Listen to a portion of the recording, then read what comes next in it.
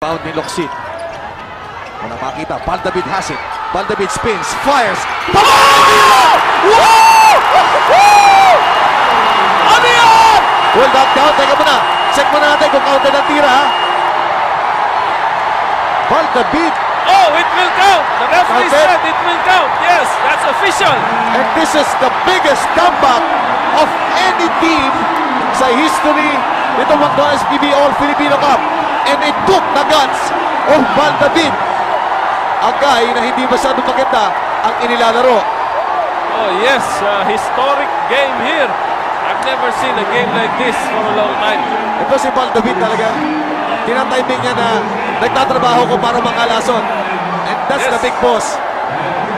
Sino ba naman hindi matutuwa sa ginawa ng kanyang mga players? Oh, grabe. Yung Mobileye ang pinakamalaking tama dito, no? As we take a look at the celebration, of course. Victors. Court ng Mobileye. Yan po, kitang-kita nyo naman ang heroics nitong si The Flash.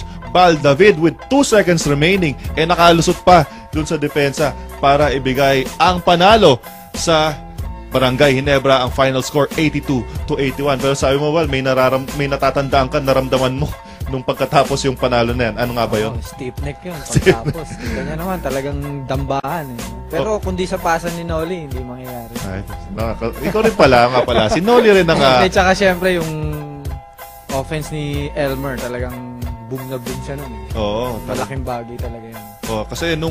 Okay, so sa kanan po ng lahat ng kasama ko dito sa ABC Sports, ako po si Richard Del Rosario. Maraming salamat po. Nakakapanood niyo pa lang nitong one of the greatest games ng PBA. Yung pinalabas po natin ngayon dito lang sa PBA Greats on ABC. Thank you for watching.